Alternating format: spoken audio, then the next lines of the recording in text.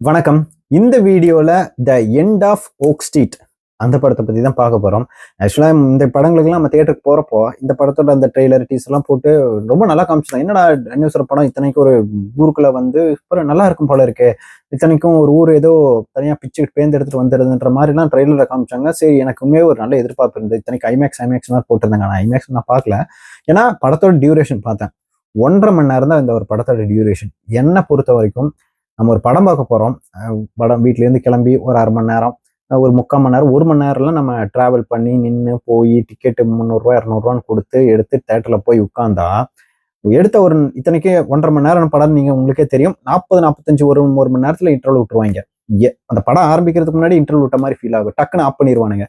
அதுக்கப்புறம் உள்ள வந்து பார்த்தா ஒரு 2 ஈவெண்ட் நல்லா இருக்கும். அதுக்கப்புறம் முடிச்சு தள்ளிடுவானுங்க. கடைசி ஒரு 10 நிமிஷம் எழுத்து மட்டும் போகும்.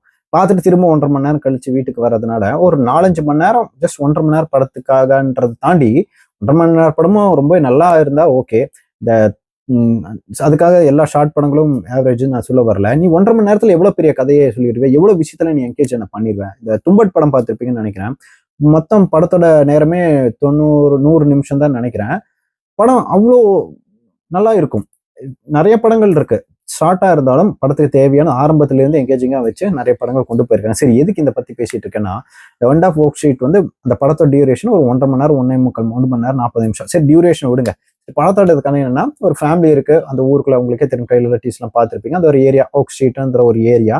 அந்த இடத்துல என் ஃபேமிலியா அப்பா அம்மா இவங்க உங்க 2 குழந்தைகள்லாம் வசிக்கிறாங்க. ஒரு 1982ல நடக்கிற கதை. ஏன்னா நல்லாதான் இருக்காங்க. என்ன ஆகுதுன்னா, திடீர்னு அப்பப்ப நைட்டு ஃபிளாஷ்லாம் அடிக்குது வீட்ல. திடீர்னு ஒரு நாள் ஒரு காஸ்மிக் ஈவெண்ட் மாதிரி ஒண்ணு நடந்து, இவங்க எங்க இருக்காங்கன்னு தெரியல, என்ன ஆகுதுன்னு தெரியல. கடைசியில எந்திரிச்சு பார்த்தா வீட்டுக்கு வெளியே டைனோசர்லாம் ஓடுது. அங்கங்க இவங்க டைனோசர் பாக்குறாங்க, வந்து இவங்களெல்லாம் அட்டாக் பண்ணுது. கடைசியில இவங்களே அதுக்கப்புறம் தான் ஃபைன் பண்றாங்க. இவங்க வந்து டைம் டிராவல் ஆகி வந்திருக்காங்க 250 மில்லியன் வருஷத்துக்கு முன்னாடி. ஏன்னா வண்டியெல்லாம் எடுத்துட்டு போய் பாக்குறாங்க, ஊரே தனியா பேர்ந்து கிடக்குது, எங்கேயுமே வெளியும் போக முடியல. இவங்களை அட்டாக் பண்ண அங்கங்க டைனோசர் மாதிரி வருது.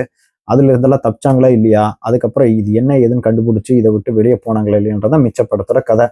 ஆக்சுவலா இந்த டைனோசர் வர்றதாகட்டும், இந்த போர்ட்டல், இந்த விஷயமே படத்தோட 1/2 மணி நேரத்துக்கு அப்புறம் தான் வருது. அதுக்கப்புறம் உங்களுக்கே தெரியும், வழக்கமா எடுத்தோடனே காமிக்க மாட்டாங்களே. இந்த கால் மட்டும் காமிக்கிறது, ஊர்ந்து போறது, சந்துக்குள்ள ஓடுறது, இந்த மாதிரி எல்லாம் காமிச்சதுக்கு அப்புறம் தான் ஒரு டைனோசர் காமிப்பாங்க. அது நமக்கு டைனோசர்னா நம்மளை பொறுத்த வரைக்கும் டீரெக்ஸை காமிச்சாதான் ஓரளவுக்காவது சாட்டிஸ்ஃபைடா இருக்கும். டீரெக்ஸை எவ்வளோக்கு எவ்வளோ ஒரு படத்துல காமிக்கிறாங்களோ அவ்வளோக்கு எவ்வளோ அந்த படம் வந்து எனக்கு தெரிஞ்சு பர்சனலா நல்லா இருக்கும்னு நான் நம்புறேன்.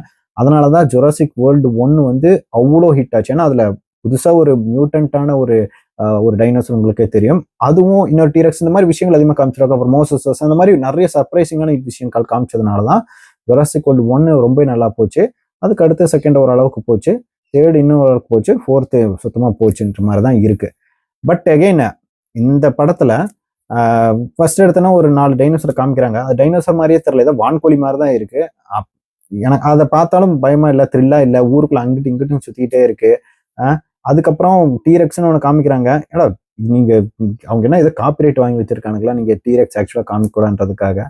அதை பார்த்தாலும் பெருசா பயப்படுற மாதிரி இல்லை. ஒரு கட்டத்துல ஒருத்தங்க இவங்க ஃபேமிலியில எடுத்து சாப்பிடுது. இவங்க பார்த்துட்டு அப்படியே நின்று சாப்பிட்டியா, சரி கிளம்புறேன்ட்டு அந்த மாதிரி போறானுங்க.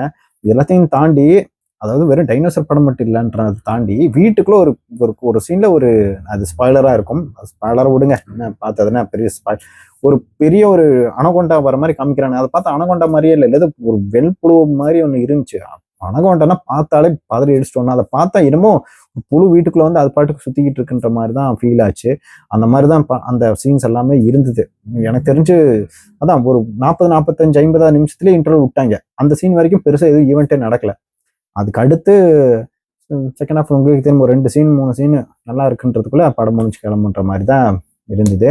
நான் ரொம்ப இந்த படம் சரி கொஞ்சமா சாட்டிஸ்ஃபை பண்ணும், எப்படியான டிஃப்ரெண்டா யோசிச்சிருப்பாங்கன்னு நினைச்சா எனக்கு அந்த வகையில டிசப்பாயிண்டிங்கா இருந்தது. அஃப்கோர்ஸ் 2 சீன் தான் நல்லா இருந்தது, காமெடியாவும் இருந்தது. அங்கங்க வந்து டைலாக்ஸ் ரொம்ப ஃபன்னியா இருந்தது இந்த படத்துல.